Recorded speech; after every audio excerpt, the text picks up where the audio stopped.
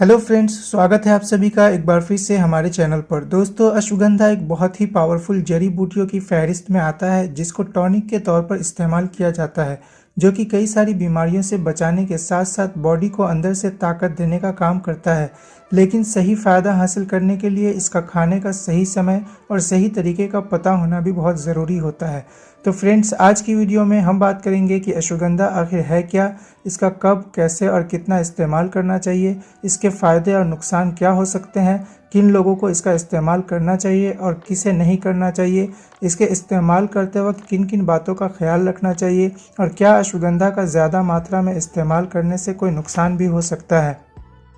Friends, ashwagandha शरीर के hormones को बैलेंस करने का काम करता है। एंजाइटी, डिप्रेशन और तनाव को कम करने के साथ साथ अच्छी नींद पाने, ब्रेन पावर को बढ़ाने, मूड को तरोताज़ा रखने और ब्लड शुगर को कम करने का काम करता है। ये जिस्म में टेस्टोस्टेरोन जैसे हार्मोन की मात्रा को बढ़ाता है, जिससे बॉडी में मसल मास की मात्रा को बढ़ाने और बढ़ी हुई चर्बी को कम करने में काफ़ी हद तक मदद मिलती है। सिर्फ इतना ही नहीं, औरतों और मर्दों में सेक्सुअल हेल्थ को इम्प्रूव करने, इम्यूनिटी पावर को बढ़ाने और कैंसर जैसी बीमारियों से बचाने में भी काफ़ी हद तक मदद करता है।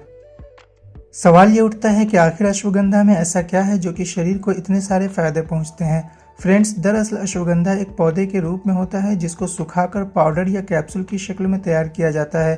अश्वगंधा में कई तरह के मिनरल्स और एंटीऑक्सीडेंट्स मौजूद होते हैं, लेकिन इसकी सबसे खास बात यह है कि यह एक एडेप्टोजेन की श्रेणी में आता है। और एडेप्टोजेन उसे कहते हैं जो टेंशन और तनाव की वजह से शरीर में आए असंतुलन को फिर से संतुलित करने का काम करता है। और ये बात तो सभी को पता है कि स्ट्रेस और तनाव का होना लगभग हर बीमारी की जड़ होती है। चाहे स्किन से जुड़ी कोई प्रॉब्लम हो या कमज़ोर बाल, मेंटल और फिजिकल वीकनेस, सेक्सुअल प्रॉब्लम, रातों को जल्दी नींद ना आना और कई तरीके की बीमारियों को और भी ज़्यादा बढ़ाता है। और उसी तनाव को अश्वगंधा बहुत ही बेहतर तरीके से कंट्रोल करता है, जिससे कि उलझा हुआ दिमाग शांत होता है और शरीर अपने आप में बैलेंस होने लगता है। यही वजह है कि अश्वगंधा को शरीर के लिए इतना फ़ायदेमंद माना जाता है। अब बात करते हैं कि अश्वगंधा का पाउडर फॉर्म में या कैप्सूल फॉर्म में इस्तेमाल करना चाहिए। फ्रेंड्स, अश्वगंधा दोनों ही तरीके से इस्तेमाल किया जा सकता है, लेकिन पाउडर फॉर्म में इस्तेमाल करना ज़्यादा बेहतर होता है क्योंकि अश्वगंधा बहुत ही आसानी से पाउडर फॉर्म में बदल दिया जाता है, जबकि कैप्सूल फॉर्म में बनाने के लिए अश्वगंधा को कई सारे प्रोसेस से गुजारना पड़ता है। इसलिए कैप्सूल के मुकाबले पाउडर ज़्यादा नेचुरल फॉर्म में मौजूद होता है। अश्वगंधा को किन चीज़ों के साथ इस्तेमाल करना चाहिए। फ्रेंड्स, अगर आपको देसी गाय का दूध मिलता है तो अश्वगंधा को हल्के गर्म दूध के साथ इस्तेमाल करना सबसे बेहतर ऑप्शन होता है। देसी गाय का दूध ना मिलने पर इसे भैंस के दूध के साथ भी इस्तेमाल किया जा सकता है, और अगर वो दूध भी ना मिले तो इसे सिर्फ हल्के गर्म पानी के साथ भी इस्तेमाल किया जा सकता है। स्वाद को बेहतर बनाने के लिए आप शहद भी मिला सकते हैं, लेकिन अगर शहद प्योर ना मिले तो इसे बगैर शहद के ही इस्तेमाल करना ज़्यादा बेहतर होता है। अश्वगंधा को कब इस्तेमाल करना चाहिए। फ्रेंड्स, अश्वगंधा को रात का खाना खाने के 2 घंटे के बाद और सोने से कम 1 घंटा पहले इस्तेमाल करना सबसे बेहतर होता है। लेकिन अगर आपके लिए अश्वगंधा को इस तरीके से इस्तेमाल करना मुमकिन ना हो तो इसे आप रात के खाने से 1 से 1.5 घंटे पहले भी इस्तेमाल कर सकते हैं। उसी तरह अगर आप इसे सुबह के वक्त इस्तेमाल करना चाहते हैं तो इसे नाश्ते के 1-1.5 घंटे पहले या फिर नाश्ते के 2 घंटे के बाद इस्तेमाल कर सकते हैं। इसके अलावा अगर आप हेवी वर्कआउट करने के बाद प्रोटीन पाउडर का इस्तेमाल करते हैं तो अश्वगंधा को उस प्रोटीन शेक में डालकर भी इस्तेमाल कर सकते हैं। इसका कितना इस्तेमाल करना चाहिए। आमतौर पर अश्वगंधा का आपको पूरे दिन में सिर्फ एक बार ही इस्तेमाल करना चाहिए। हालांकि एक्सरसाइज या बहुत ज़्यादा मेहनत करने वाले लोग इसका इस्तेमाल दिन में 2 बार भी कर सकते हैं।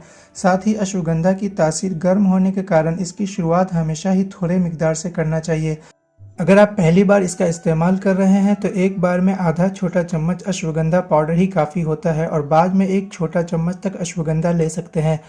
अगर आप औरत हैं और एक्सरसाइज करती हैं तो 1/4 छोटा चम्मच अश्वगंधा का इस्तेमाल किया जा सकता है और बाद में इसकी मात्रा आधे चम्मच तक बढ़ाई जा सकती है। किन लोगों को अश्वगंधा का इस्तेमाल नहीं करना चाहिए। पहले तो जिन लोगों के पेट में अल्सर की प्रॉब्लम या पेट में बहुत ज़्यादा गर्मी महसूस होती है, उन लोगों को अश्वगंधा तब तक इस्तेमाल नहीं करना चाहिए जब तक कि प्रॉब्लम दूर ना हो जाए। अश्वगंधा कुछ दवाइयों के साथ भी इंटरेक्ट करता है, इसलिए ख़ास तौर पर वो लोग जो पहले ही किसी बीमारी की दवा इस्तेमाल कर रहे हैं वो अश्वगंधा का इस्तेमाल करने से पहले किसी अच्छे डॉक्टर की सलाह ज़रूर ले ले। इसके अलावा जिनको लो ब्लड प्रेशर की प्रॉब्लम है उनको भी इसका इस्तेमाल नहीं करना चाहिए, क्योंकि अश्वगंधा ब्लड प्रेशर को कम करने का काम करता है, जो कि हाई ब्लड प्रेशर वालों के लिए तो फ़ायदेमंद है, लेकिन लो ब्लड प्रेशर में इसका इस्तेमाल करने से उनकी समस्या को और ज़्यादा बढ़ा सकता है। इसके अलावा गर्भवती महिलाएं और जिन औरतों के दूध पीने वाले छोटे बच्चे होते हैं उन्हें भी अश्वगंधा के इस्तेमाल नहीं करना चाहिए। आर्थराइटिस, थायराइड और सोरियासिस जैसी ऑटो इम्यून डिसीज़ की कैटेगरी में आने वाली बीमारियों में अश्वगंधा कभी कभी उल्टा भी काम करने लगता है। हालांकि हमेशा ऐसा नहीं होता है, लेकिन अगर आपको ऑटो इम्यून डिसीज़ की प्रॉब्लम है तो अश्वगंधा का इस्तेमाल करने से पहले आपको किसी अच्छे डॉक्टर की सलाह ज़रूर लेनी चाहिए। क्या अश्वगंधा के ज़्यादा मात्रा में इस्तेमाल करने से कुछ नुकसान भी हो सकता है? फ्रेंड्स, अश्वगंधा का कभी भी ज़्यादा मात्रा में इस्तेमाल नहीं करना चाहिए, क्योंकि ये एक बहुत ही पावरफुल जड़ी बूटी होने की वजह से इसका ज़्यादा मात्रा में इस्तेमाल करने से उल्टी, दस्त और कई दूसरी परेशानी भी हो सकती है।